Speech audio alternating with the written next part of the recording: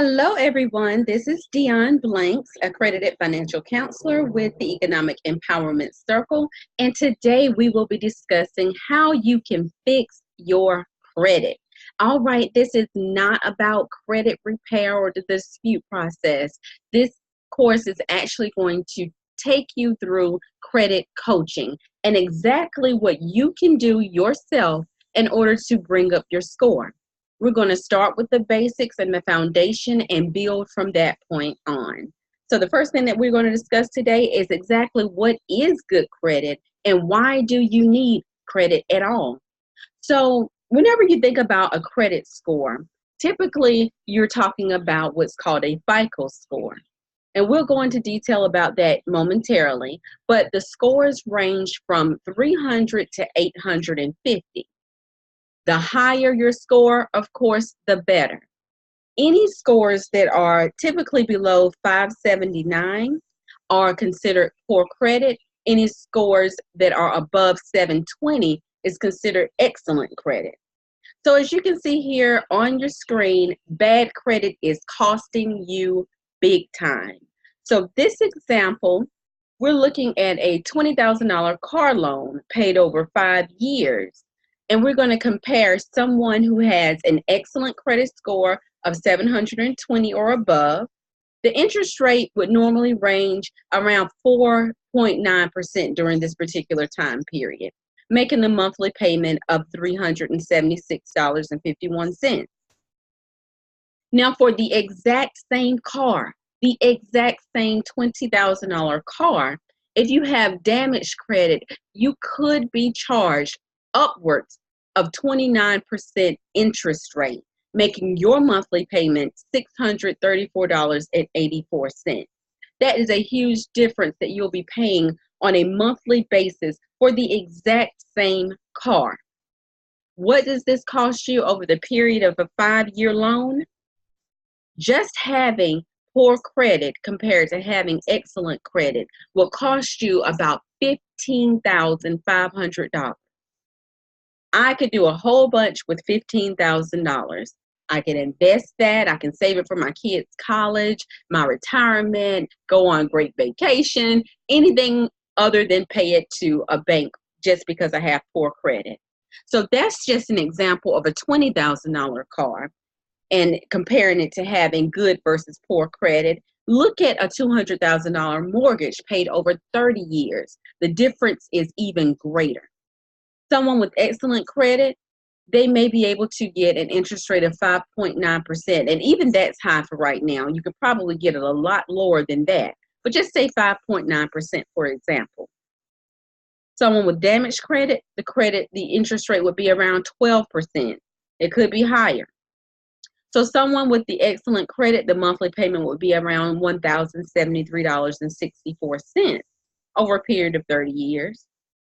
If you have damaged credit, that same house, that same $200,000 mortgage, because of the higher interest rate due to the lower credit score, that same house is going to cost this person $2,057.23.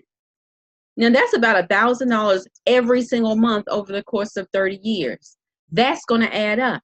Let me tell you how much it's going to add up to. Over the course of 30 years, that person with the damaged credit will pay on average over $354,000 more than the person with excellent credit. So do you see why it's so important for you to understand how credit works and how having bad credit could cost you big time? Big time. I'm sure you could think of something to do with $350,000 other than give it to a bank due to a poor credit score. If you are ready to find out how you can increase your credit score, let's go. Stick around with me. Okay, so let's talk about how credit works. So there are 3 major credit reporting agencies or credit bureaus. Those 3 agencies are Equifax, Experian, and TransUnion. Information is reported to these credit reporting agencies each time you apply for credit. So if you're going in for a car loan or you're applying for a mortgage or credit card, those are counted as inquiries on your credit report.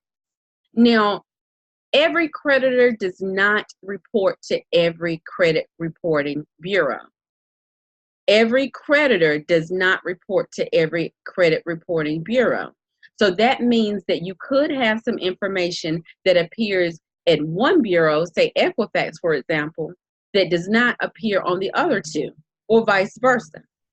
So whenever you pull your credit report, it is very important that you remember to pull your credit report from all three credit bureaus so that you can see any type of inconsistencies that are going on, and so that you can find out exactly what is displaying on each of these credit reports.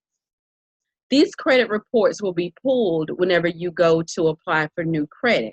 So it's important that you know before you sit down with the lender asking for credit what's on your own report. Okay? So typically the creditors will report to the credit reporting agencies or the credit bureaus once per month. And they're going to report things such as, if you have missed a payment, if you're making payments on time, how late you are with your payments. So all of that information comes from the creditors and it goes to the credit reporting agencies for them to list it on your credit report. All right, now FICO scores versus FICO. Does it matter? So let's talk about credit scores a little bit more in detail. So as you remember, if you can recall, when we first started, I spoke about a FICO score.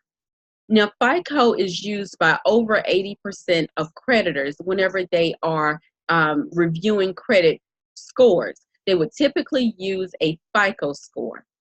FICO is short for Fair Isaac Corporation, and that is the company that developed the algorithm for calculating the FICO score.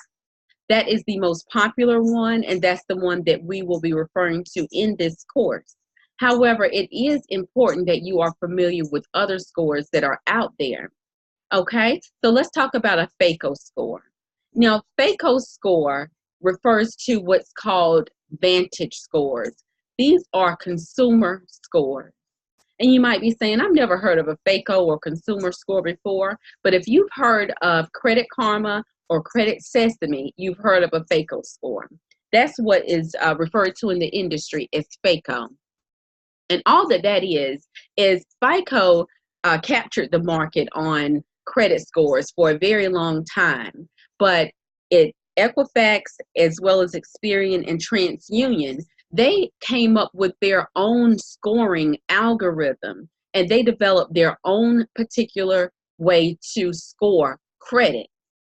That scoring is called Vantage scores, and it's available to you as a consumer on sites such as, like I mentioned, Credit Karma and Credit Sesame. Usually the information or the scoring is similar to a FICO score, but it can vary greatly. When I say greatly, it may be off 30 or 40 points. FICO scores or Vantage scores can be helpful as far as seeing how your scores are moving. So when I say that, I mean if you're in the process of repairing your credit and you pull your reports, your Vantage scores or FICO scores from Credit Karma, and it say, for example, it's at a 600, and you are doing things to clean up your credit. Now, it can show you if your credit is trending upward or not. Now, that is a good way to view whether what you're doing is working. However, whenever you actually go to apply for credit, they're not going to use those Credit Karma scores or those consumer or Vantage scores. They are going to pull your FICO score. Okay, so how you can pull your own FICO score is by going directly to myfico.com. That's myfico.com. Those reports are not free. Those scores are not free. I believe it's around $40 to pull your FICO score, whereas your Vantage scores can be pulled and provided to you free of charge through websites like Credit Karma and Credit Sesame. That's why they're so popular, because they don't cost anything for you to view your scores on a monthly basis. Now, are they reliable, and should you rely on these Vantage or FICO scores? But, no, you shouldn't. You should not rely on those scores. However, you are able to see if your scores are trending up or trending down, and that may be helpful to you. And also, those websites such as Credit Karma provide your credit reports from Equifax and TransUnion and Experian. Most of the time, especially with Credit Karma, it's only going to give you 2 out of the 3 that you need. However, if you go to MyFICO or other tri-merge reports, for example, Identity IQ, that is called a tri-merge report, and it will give you all of your credit reports from Equifax, Experian, and TransUnion, along with all of your Vantage score. Okay? So that was a whole lot, but I really wanted you to understand the difference between a FICO score that the banks and lenders use that come from Fair Isaac Corporation, and a FICO score, which refer to Vantage scores from the credit bureaus that you can find on Credit Karma, Credit Sesame, and those types of things. So it's important that you understand the difference and understand that you can pull your own FICO score by going to myfico.com. There's a fee associated with it, but at least you know what your lender will be viewing whenever they go through your credit report and look at your score. All right, now let's talk more about FICO score, since this is what the majority of lenders use. I'm going to go through the 5 major factors that affect your credit score through FICO. Those 5 major factors, understanding these is critical for you to be able to look at your score, look at your reports, and do exactly what you, or know exactly what you need to do in order to increase your score. Now, those factors are as follows. The amount of debt that you have outstanding makes up 30% of your credit score. Your payment history, do you pay your bills on time? That makes up 35% of your credit score. 10% of your credit score refers to as your credit mix. In other words, do you have revolving credit cards, a mortgage, student loans, different types of credit? If so, that gives you a boost if you can show that you have different types of credit. That's called a credit mix, and it makes up 10%. New credit makes up 10% of your credit score as well. And if you continue to apply for new credit and have a bunch of inquiries hitting your credit report, that is going to pull your score down just a bit, because it only makes up 10%.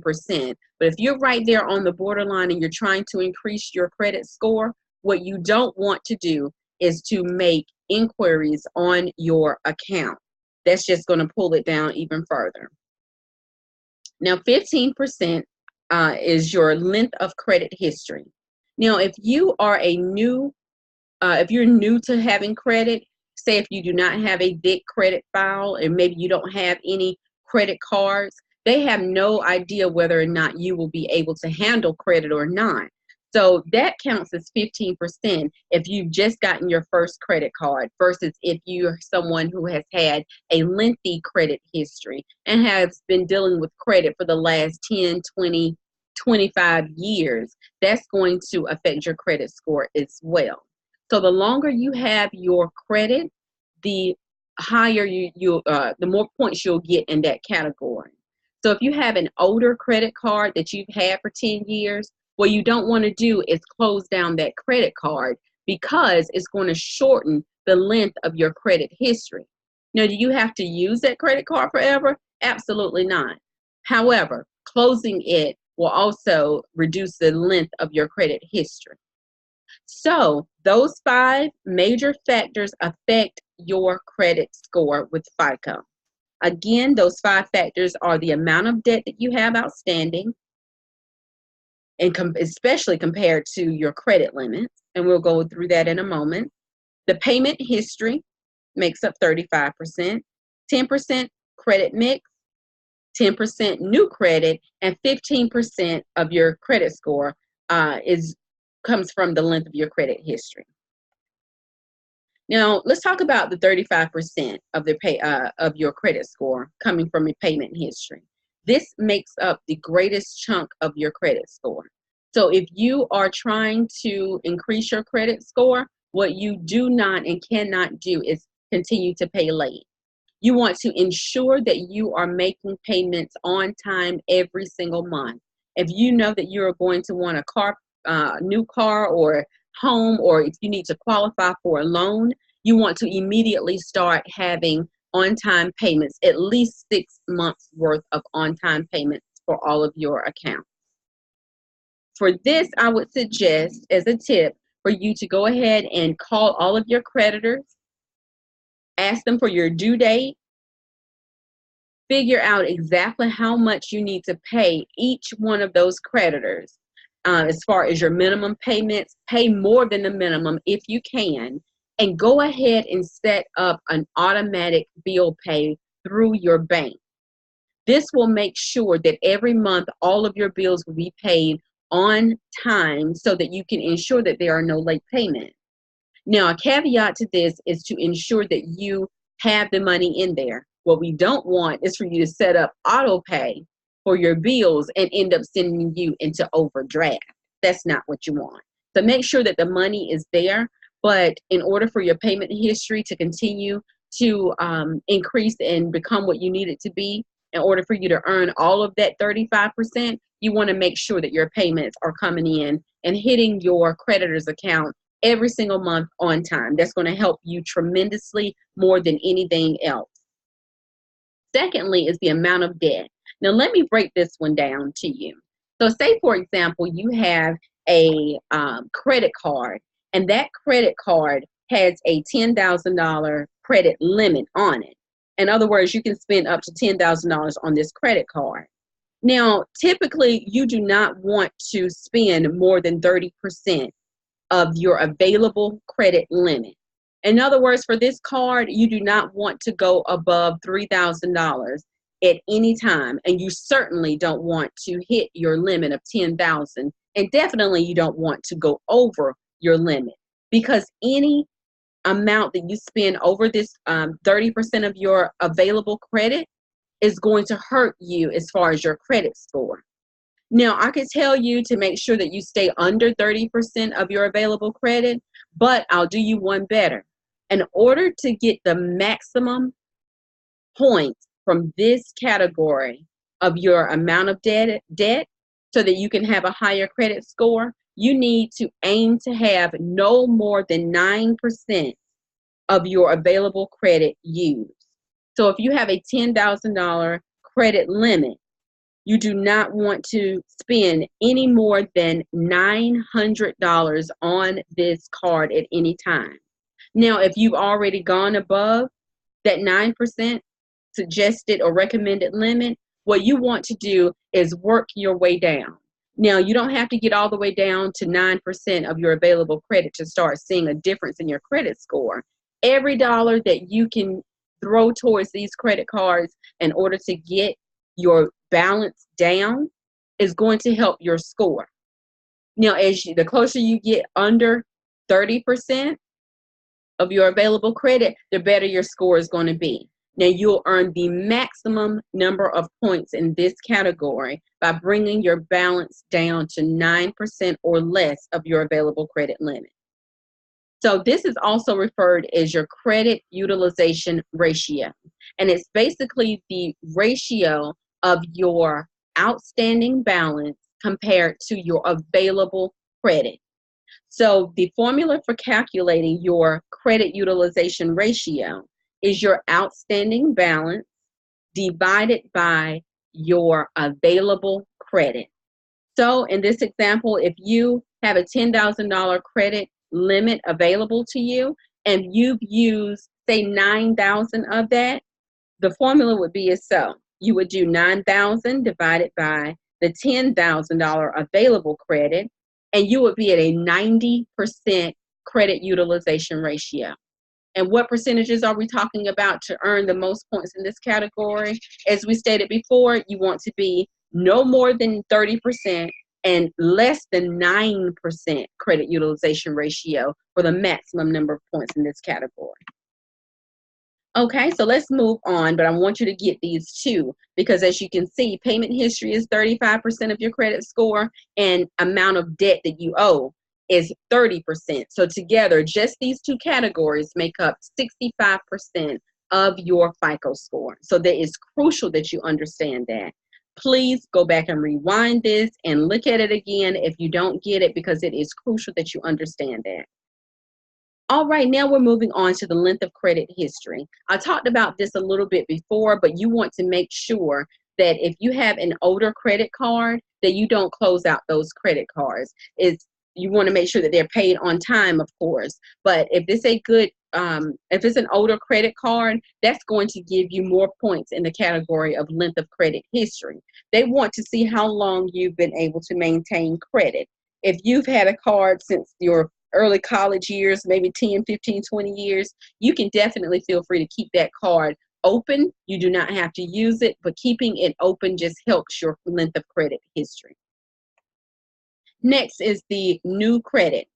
As it says here, proceed with caution. Please do not go any and everywhere, especially store credit cards trying to apply for credit. That is going to do nothing but hurt your credit score.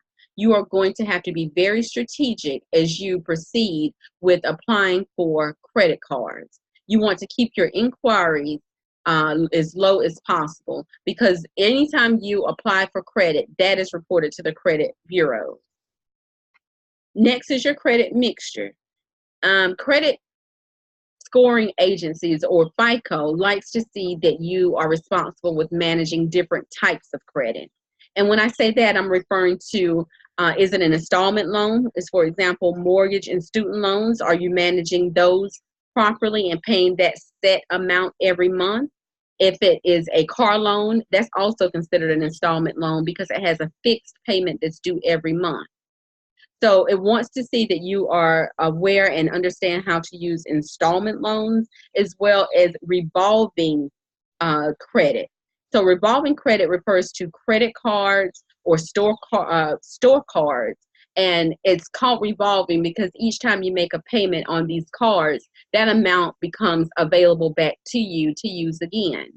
So if you have a good mixture of credit, installment, and revolving, then that's going to increase your credit score as well. This one is 10%. It's not a huge amount of your FICO score. However, it is important to know that this does play a part in how FICO rates you in your credit.